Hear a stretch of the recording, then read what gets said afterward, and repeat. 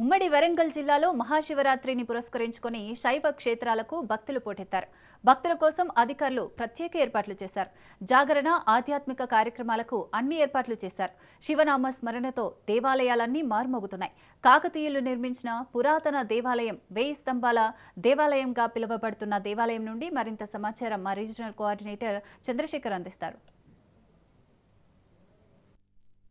మహాశివరాత్రి ఉమ్మడి వరంగల్ జిల్లాలోని శైవ క్షేత్రాలన్నీ కూడా భక్తుల తాకిడితో అయితే మొత్తం శివనామ స్మరణతో పులకించిపోతున్నాయి.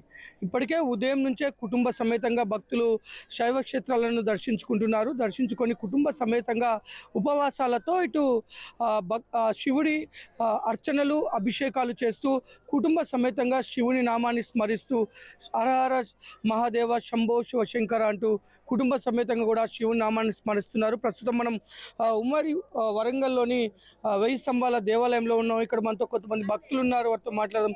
చెప్పండి, అసలు ఎక్కడి నుంచి వచ్చారు? సార్, మేము ఎన్ఐటి వరంగల్ నుంచి వచ్చాము. ఇక్కడ ఎంటెక్ చదువుతున్నాము. మార్నింగ్ 6:30కే వచ్చేసాము. అప్పటికే చాలా పెద్ద లైన్లు ఉండే. ఇక ముందుగా భక్తులందరికీ మహాశివరాత్రి శుభాకాంక్షలు. ఇది ఇక్కడ టెంపుల్ దర్శించుకోవడం కూడా చాలా ఆనందంగా ఉంది. ఎందుకంటే మేము చాలా లాస్ట్ ఇయర్ వచ్చాము. లాస్ట్ ఇయర్ కంటే ఈ ఇయర్ కొంచెం చాలా కలర్ఫుల్గా ఉంది. ఇంకోటి టెంపుల్ వచ్చేసి మనం కాకతీయుల కాలం రుద్రదేవుడు కట్టించాడు కాబట్టి 1163లో కట్టించారు కాబట్టి అప్పటి నుంచి విశిష్ట అలాగే ఉంది.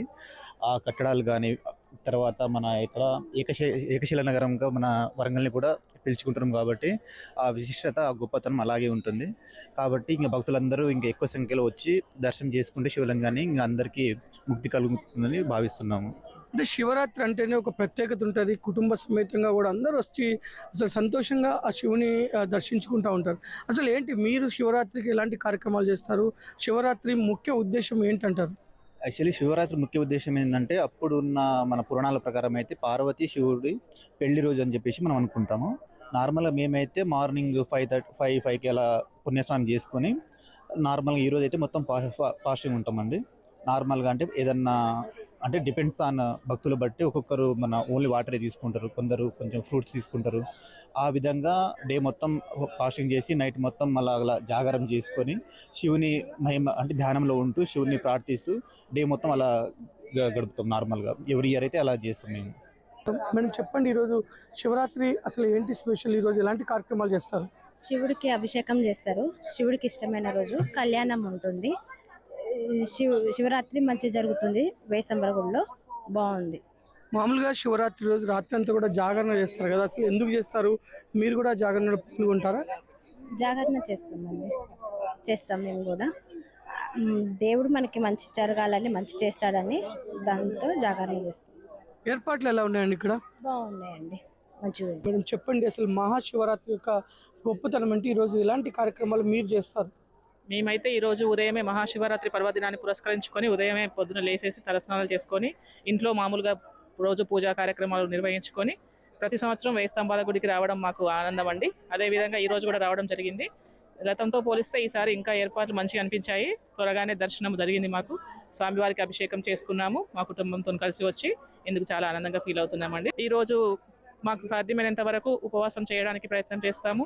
అదేవిధంగా రాత్రి కూడా జాగరణ కార్యక్రమం చేసుకొని మళ్ళీ ఉదయం దీపం పెట్టుకున్న తర్వాతనే మేము మిగతా కార్యక్రమాలు నిర్వహించుకుంటామండి.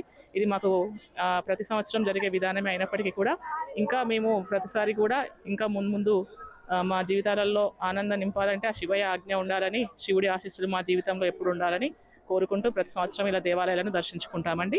ఇది ఉమ్మడి వరంగల్ జిల్లా వ్యాప్తంగా కూడా ఇప్పటికే శైవ క్షేత్రాలకు, శివాలయాలకు కూడా భక్తులు భారీగా వస్తున్నారు.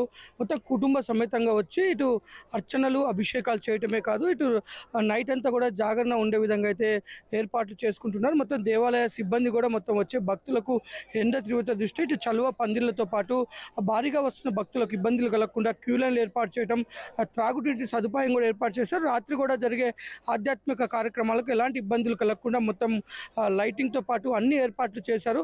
ఈ రోజంతా కూడా భక్తులు ఆ శివనామ స్మరణతో ఆ శివుణ్ణి తలుచుకుంటూ కుటుంబ సమేతంగా ఇటు శైవక్షేత్రాల్లో పాల్గొనడంతో మొత్తం ఉమ్మడి వరంగల్ జిల్లా వ్యాప్తంగా శైవక్షేత్రాలన్నీ కూడా ఆధ్యాత్మిక శోభను సంతరించుకున్నాయి. కెమెరామెన్ బాలుతో చంద్రశేఖర్ రాజ్, న్యూస్ వరంగల్.